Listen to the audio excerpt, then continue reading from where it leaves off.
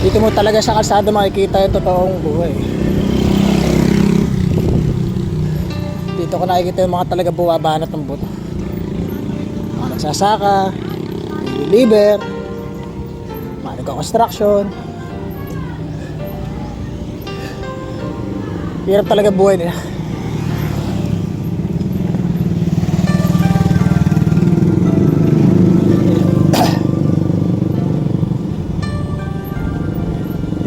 Pero kahit ganito mahirap ang buhay, nakakaban.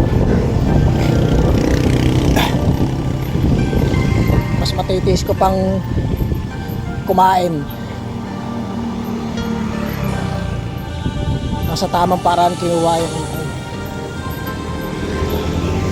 kahit ganito magtutulak kayo ng kilometro. Kasi sa doon sa mga kakilala kong easy money, tapos kumakaasta pa, akala mo sino mga mayaman. Kaya ganun, ito talagang mundo. Delika para sa mga taong masama. Hindi rin naman ako perfecto. Napapabayaan ko rin yung pamilya ko nun. Kaya syempre, broken family nga, kanya-kanya kami.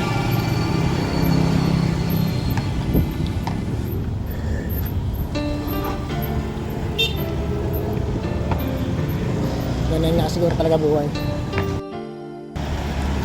Yun nga lang nakakalungkot. Kahit kailan hindi nakita ng pamilya ko kung ano pinagdaanan ko. Ayan, kaya wala kang choice. Hindi malaman ng pamilya ko, di at least yung mga kaibigan ko aware na sa buhay ko. Ano pa ba ililihin ko sa buhay ko? Wala na.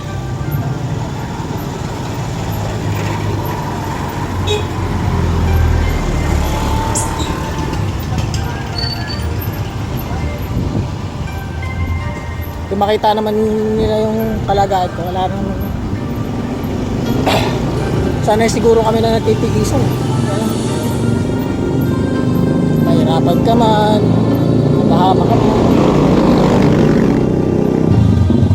Lagi maraming beses na rin kasi akong napahamak ng mga nakaraan dahil sa pagiging mabait. Madadami pa pamilya ko.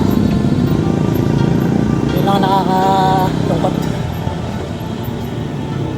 Kaya agad maaari hindi ko na sila inaabali. Kaya syempre hindi ko rin alam kung hanggang kailan ba itong kaya ko itong mahirap pakachamba sa tamang paraan sobrang hirap. Kalamitan ng mga kakilala ko na nagkaroon ng mabilisan syempre alam ko na. Pero hindi ako kasi ganong klaseng tao kahit yung bumukha na akong taka nahihirapan. Hindi ko maaatim na kumain pagkain na galing sa masama o kaya galing sa isimali.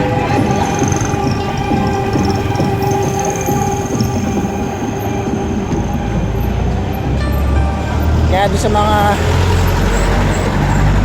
kabataan o mga kakilala ko na marangya ang buhay na yung mga magulang, pasalamatan nyo yung mga magulang ninyo. Sa best narinig ko nag-away mga kapatid ko. Sabi ng kuya nila, huwag nyo hantayin na kayo maghugas ng pinagkainan ng ibang tao kung hindi nyo kaya hugasan sarili nyo yung mga pinagkainan. Totoo yun.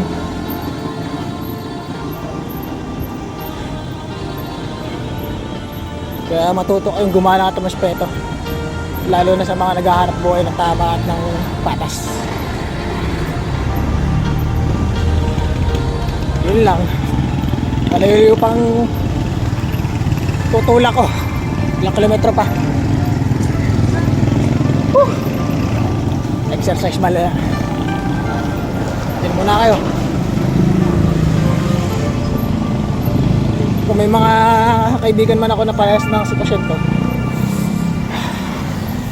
wala tayo choice Laban na lang tayo sa pata sa buhay.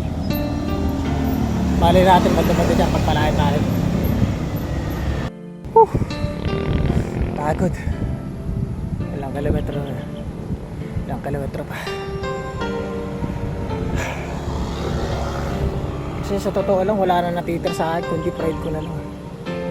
Wala na akong dahilan para mabuhay. Wala na akong pamilya. Wala na akong mag-aalala. Wala na. Kanya-kanya na. Sariling buhay.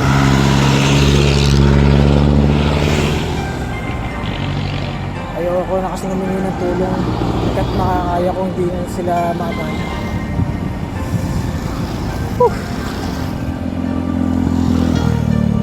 Sa totoo lang, madali kaya halos marami akong kakilala. Hindi na lang magpapangalan, hindi na ako babagay ng mga sinisira kasi feeling nila sinisiraan sila. Madaling gumawa ng masama. Gamitin mo na ibang tao para sa ikaw yayaman mo, pero anong klaseng buhay ang mga meron yung mga taong kilala kong ganun. Hindi din naman matahimik ang buhay nila. Sa bahay nila, napakaingay nila, napakagulo nila, wala silang matahimikan. Pagising pa lang, ngaw-ngaw, tanghali, ngaw-ngaw, hapon, ngaw-ngaw, gabi, ngaw-ngaw, hanggang matutulog, ngaw-ngaw. Wala silang kakontentuhan sa buhay. Sipag ba? Tutulak ko pa to hanggang dun eh. Hintayin niyo ako. Tutulak na ako. Ayun yung mga, at least may mga masisipag ako makakilala. Ito pa itong mga bata to, nag-exercise. Ako sa pilitan ng exercise ko. DT, ditulak. Hi. Ito pa itong mga bata to, masipag ko. Basta ganun. Nakita ko naman yung buhay ng mga patapeteng kilala kong easy money. Miserable din ang buhay ng mga yun. Marami lang sila pera pero miserable sila. Sasabay na ako sa inyo. Tatakbo pa kayo? Lakad tayo, sabay-sabay. Sige, basta tumakbo kayo kung gusto nyo. Kanina pa ako sa pakil pala. Nahinto na ako eh. Lobat na to eh.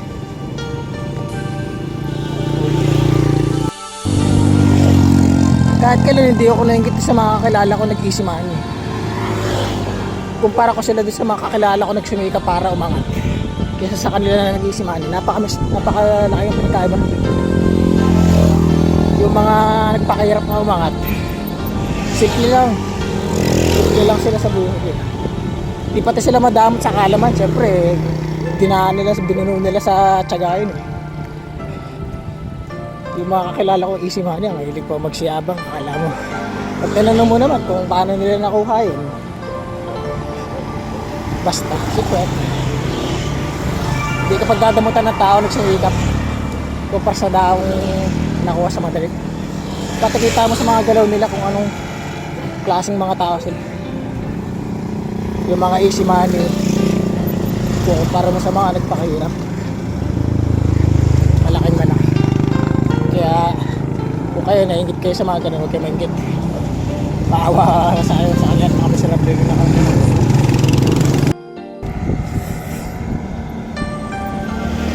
Swerte din ang pamilya ko eh. Nakamove on kagad sila. Lahat sila may kanya-kanya na pamilya. Buo ng sarili-sarili nila. Ako lang yung bugot tanging natira mag-isa.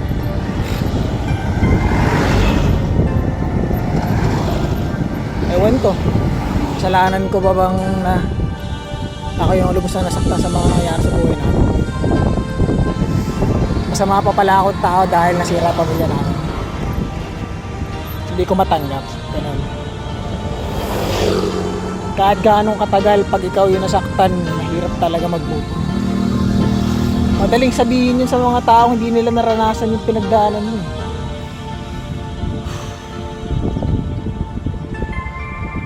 Napakadaling sabihin sa mga tao kung anong dapat na gawin kapag hindi nila naranasan yung pinagdaanan. Ganun talaga.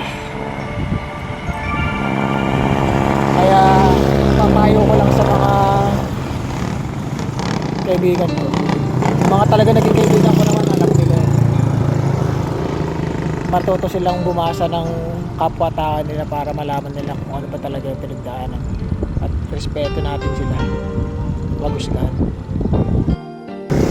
Lakas din pati makabulag talaga ng social media sa ngayon, kaya yung mga bata ngayon hindi na nila alam kung anong tama at mali. nagpo-post nila yung mga magagandang bagay nila sa social media para good vibes ba. Yung iba para maka-inspire, yung iba para mag-tire.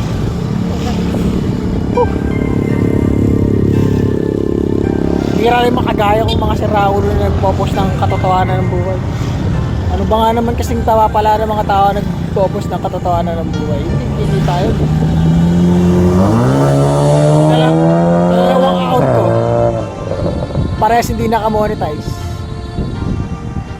Diba, hindi ko naman to lahat ng mga pinagagawa ko at pinagpo-post ko, hindi ko naman ginawa para kumita ng yan. Gusto ko lang makita ng tao kung ano yung realidad. Tapos gusto ko lang mas-search kung anong sayang natutulot ang sports.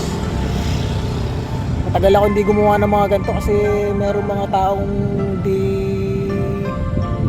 naunawaan o kaya kahit nga sa pamilya ko tingin nila sa pinagagawa ko taranta doon, walang kontang bagay.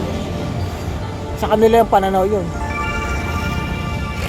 kaya nilarespeto ko nila kung ano opinion nila. Pero wala naman ako makakausap. Dati hindi ako marunong magdasal pero nagdadasal na rin ako. Wala na ako iba nakakausap wala na talaga Yung bata ako paladasal ako. Wala namang kasalanan ng kung meron man talagang lumika, wala naman siguro siyang kasalanan nito. Sa sitwasyon at mga pagkakataon ng buhay ko dahil dun sa sobrang hirap at pinagdaanan ko kaya siguro pinagkaganto yung buhay. Hindi rin naman kasalanan ng iba o na sitwasyon lahat ng nangyayari sa buhay. Siyempre may partisipasyon din ako. Marami na din ako nagawa pagkakamali. Pero kung anong gagawin mo para itama yung mga pagkakamali, kailangan mo pagtunan naman. Daan ko mga kaibigan, mga kakilala na siyempre binigo ko din. Hanggang ngayon, yung mga talaga tumulong sa akin, hindi sila namimilit, hindi sila nangungulit. Yung mga tinulungan ko din. Kahit kinulit ko sila, wala na sila. Nasa sa kanila na yun. Ako naniniwala pa rin ako sa karma kahit yung iba hindi. Ako mismo, pag ako nakagawa ng mali, alam ko ito mismo mga pinagaganan ko. Ayun, at tingin ko dito karma. Kaya yung mga gumagawa din ng mga sama sa kapwa nila, balik yan. Hintay-hintay lang din pag may tapat ako, siguro sa akin. Mahirap din talagang mabuhay ng na mag-isa sa ito lang. Hindi ka masasanay kahit anong mayari, lalo na siguro pag tumatanda ka pa lalo.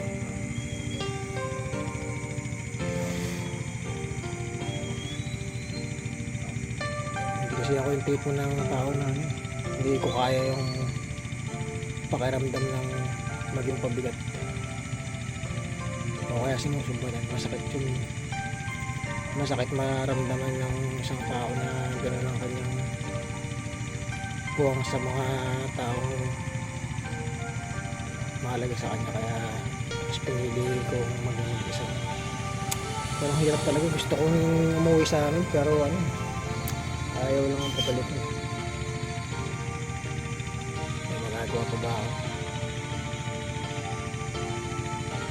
Kaya yan, yung mga palaka, mga kulig-lig lang kasama ko kadalasan. Hindi mo rin naman pwedeng abalahin lagi mga kaibigan mo at may mga sarili-sarili ng buhay. Kaya minsan tinatanggap ko na lang na ganito talaga. Kasi siya naman mag-isip ako ng mga what if, as mga unfair na pag-isip. Lalo lang sasakit at mabibis mo ang pagkatao.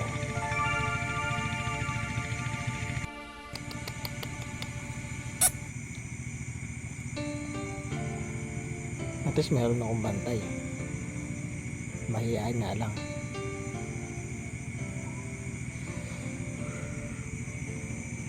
Buti pang mga buti pang mga hayop. Hindi man sila nakapagsalita pero napaparamdam nila yung kanilang pagmamahal sila. Kumpara mo sa mga tao, hindi mo mabasa kung anong totoo at kung ano ang hindi. Sana all.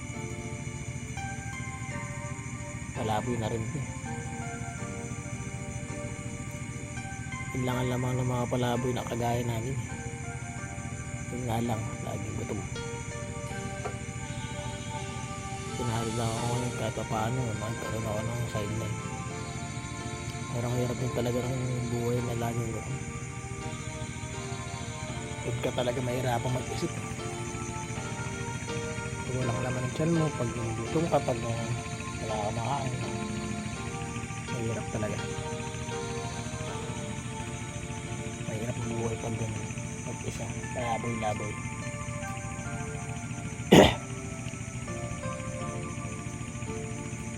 Kaya hanggat maaaring may respeto ko yung mga taong nagsusulirap.